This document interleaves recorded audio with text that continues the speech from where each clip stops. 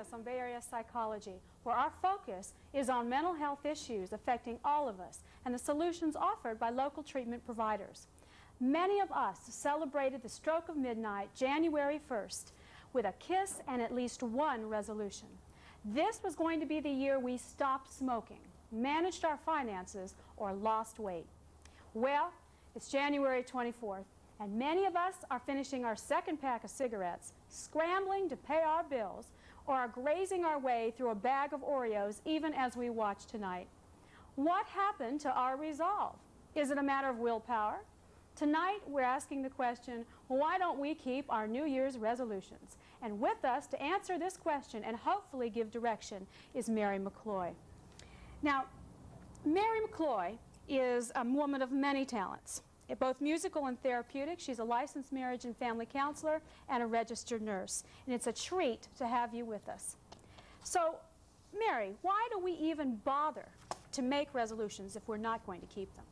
First of all, thank you very much for having me on your show, Mary. I'm really excited about this show, providing people with an opportunity to look at different issues but also offer solutions. Why people don't keep their resolutions, before we start getting on everybody's case, let's just look at the backdrop that people have to make resolutions nowadays. The 90s is not an easy time to live in. There's a couple of issues that happen to us because we're living in the 90s and make it difficult to keep our resolutions.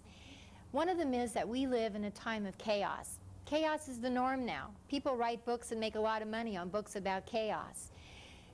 Have you ever started the day with a to-do list and about 2 minutes into the day, forget about the to-do list? The chaos just happens. And chaos has kind of become a norm for the 90s. Another thing that's different about the 90s is the way we work. There used to be a time where people had a job, and they did a job, maybe 2 jobs, their whole working life long, and then they retired, and then they arrived. We don't live in a day and age where people get to arrive anymore. Retirement is something that we'll remember about or read about, but we don't get to retire. Used to be a day and age where we had a beginning and a middle and then an end. We don't live in that day and age anymore. We have a beginning and a middle and a middle and a middle and a middle. That's exactly right. So that's real different. That's a different kind of background as a person goes to making goals. Do you think that in the Bay Area we have a particularly difficult time with this process? Because it seems to me when I work with people who come in from different parts of the country who talk about how difficult it is, particularly here, to connect with people, form a community. The pace here in the Bay Area seems particularly hectic. I think you're right. I see that too, especially here in the Silicon Valley. We have a culture here that's very different. It's very work-oriented. Many times when you meet people, the first thing they say is, what do you do for a living? What people do for a living, everything about their lives are around how they earn their income. That's a different kind of culture. Say if you live in the Midwest or even smaller towns where there's a sense of church, society, other kinds of things that make up your life besides your work life. But I think in this valley, that's what happens. And people begin to value work as the only part of their life. So I think you're right, it's especially hard in our area. And there's a sense, my sense of it is a sense of urgency. Oh, absolutely. That we've got, we don't have enough time. And that, we're trying to fit in the 7 more things before, well, maybe 8, or even 8, yeah, in the next 5 minutes. Well, you don't want to be roadkill on the information highway. That's right. You don't want to get left out, do you? Right. And there's a third element. We talked about chaos. We talked about the idea that our work situation and structure is very different. And the third one is we don't have any role models. Mm-hmm. There used to be role models. You kind of knew as a maybe 30, 40, 50-year-old person, man or woman, what it was going to be like, what things you would be doing. We don't have that anymore. There's no structure in that. People can do whatever they want to do at any age.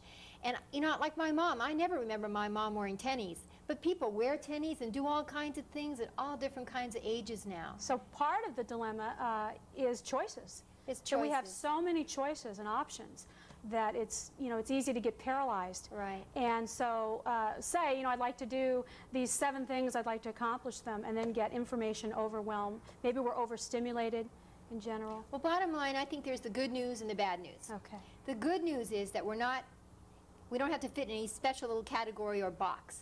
We don't have to fit in boxes anymore.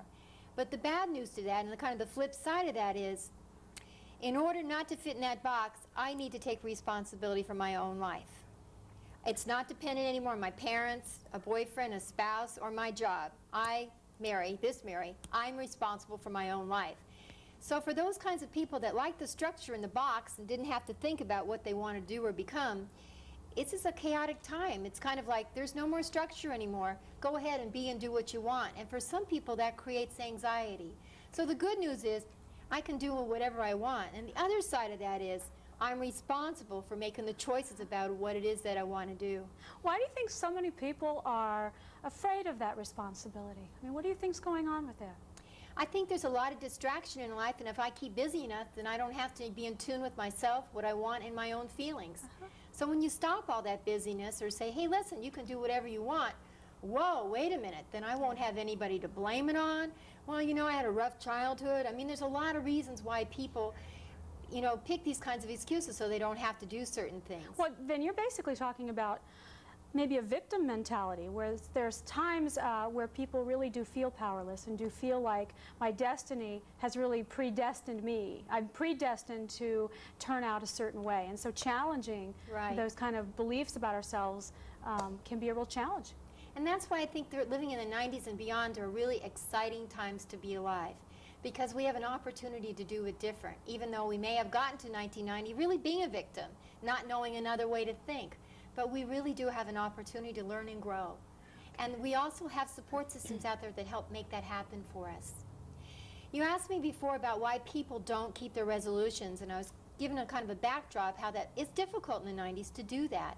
Okay. But there also are some more specific things that we could talk about in terms of why people don't keep those resolutions.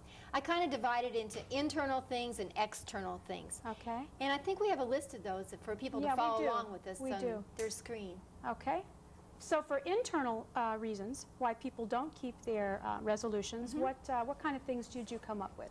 Okay, some of the internal things that why people don't keep their goals are, the first thing is that whatever it is that they decided they wanted to do really wasn't something that they valued to begin with. Now, I think that people that choose that they want to lose weight because they want to lose weight because they want to look spiffy or have that right outfit probably aren't going to be the people that either lose weight or keep that weight off. Okay. Because what they value is something that is something outside themselves. Go ahead, what were you going to say? Actually, I was going to say that we have about 4 more minutes if we wanted to do this. I didn't want to have to cut you off mid-sentence, so go ahead.